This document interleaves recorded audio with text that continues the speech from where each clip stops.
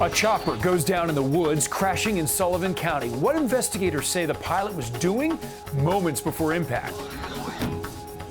On this last spring evening, a taste of summer, more humidity on the way. Don't call it a comeback. He closed his Michelin star restaurant before the pandemic. Now, New York Live is with his new Soho venture, Veranda. This is News 4 Now for June 18th. I'm Adam Cooperstein. 2 people had to be rushed to the hospital after a helicopter crashed up in the Catskills. This happened at around 9 a.m. Friday near Liberty. A county spokesperson says 2 people were on board and they were inspecting high voltage power lines, and that's when something went wrong. This is a heavily wooded area, but rescue teams were able to reach that crew. Both people are hurt, authorities say, but they are stable.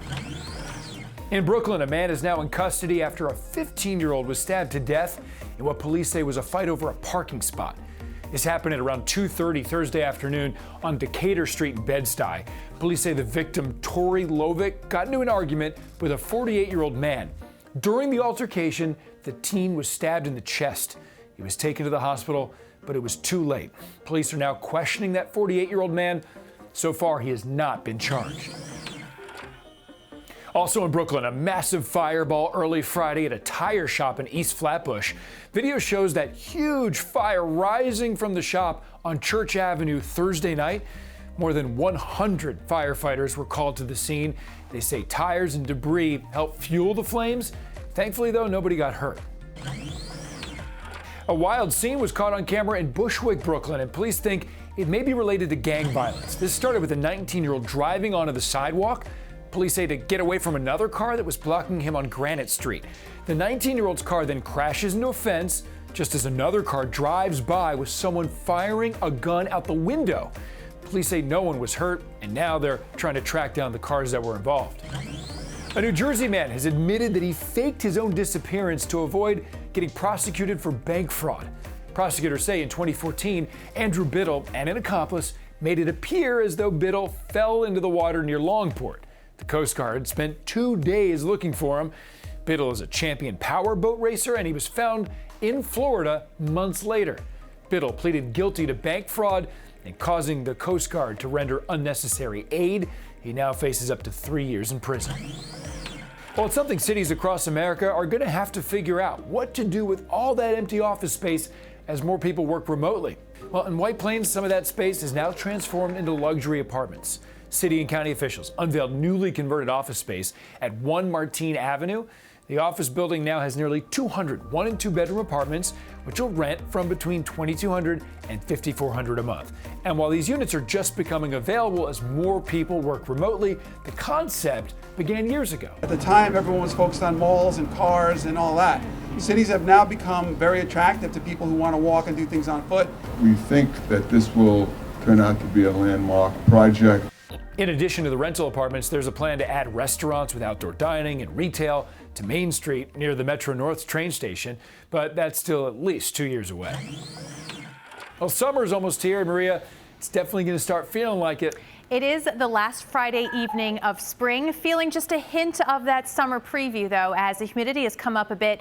We definitely have more cloudiness than we have had over the last few evenings, but temperatures staying mild, up near 80 degrees through 6 p.m., into the mid-70s later on this evening, and right about 73 at midnight.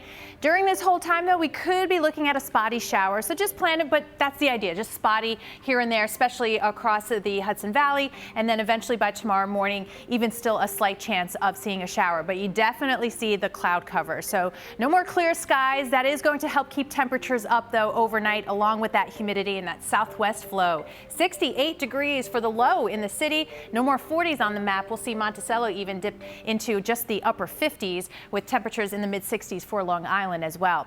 Expect a hot and humid day ahead. He closed his Michelin star restaurant before the pandemic, and now he's opened up something bigger. New York Live goes into the Soho Hotel to show you Veranda. In early 2020, Chef George Mendez closed his Michelin-starred restaurant Aldea after 10 years in business. Well, just over a year later, he is making his New York City comeback at the helm of his brand new restaurant Veranda in the Modern House Soho Hotel. George, congratulations. Thank you. Opening a new restaurant. So when did the plan for Veranda start coming to be? Right around April, I met David Rabin, my partner, and the team at Abigail Kirsch, and started talking about this property. You know, it became very attractive because it's very unique. There are so many different nooks in this space. Tell me about them. Yeah, so when you walk in, you have the bar, which has its own terrace. Then, of course, you have the main restaurant with the retractable roof and retractable windows. You have a back bar with its own entrance to 6th Avenue. Then you have all these terraces around. We have a private dining room, also known as a chef's table, and we have an event space downstairs that can sit up to 100 people. We obviously know you for incredible Portuguese cuisine, so what can we expect here at Veranda? Veranda is definitely a continuation of what I was doing at Aldea, but it's global. There's a lot of flavors of Mexico. We're tinkering around with flavors from India. All right, chef, you brought out a whole lot from the menu. What'd you pick for me? This is our red snapper ceviche with a leche de tigre, cucumber, mezcal. I love ceviche.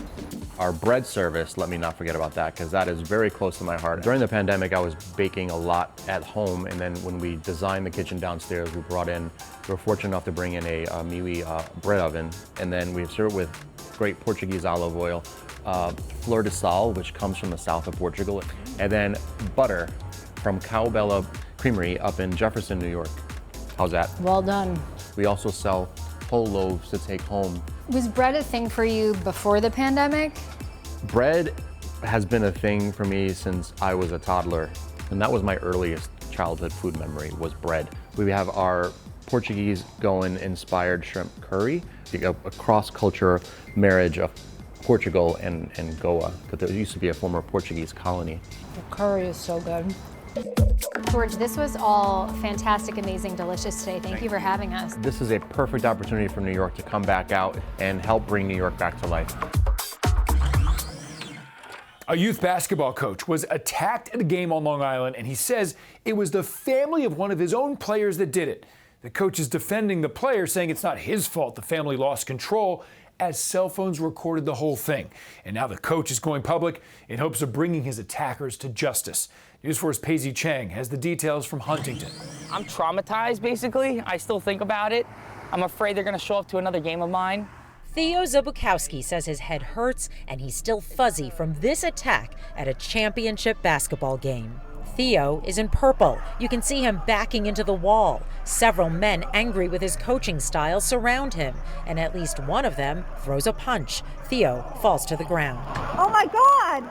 This happened last Sunday around 6:30 p.m. at Next Level Sports in Huntington. Theo's team was trailing. He benched a player for talking back to him. When we started losing by a little more, his mother was irate, saying, "Put my son back in," cursing at me, saying to coach the team, this and that. So words were exchanged. Theo says at least 4 of the players' relatives walked onto the court and surrounded him. His own players tried to protect him, even the player he benched. Even though he was mad at me for benching him, he was still trying to protect me. After the on-court attack, Theo says the group followed him to the parking lot. I just started getting bashed in the face again. They opened the door and they started hitting me again. And then one guy's trying to pull me out. The guy who first hit me, he's trying to pull me out by my feet. So I'm holding onto the steering wheel, pulling myself back into the car. Suffolk police released this photo of at least 2 men they want to interview about this brawl. Ghost Elite was a winning team, but 4 players linked to the attackers have been removed because of this incident. It hurt my other players because now they don't have the team they had. I have to make a new team. You know, we had a great thing going. We won 2 championships together.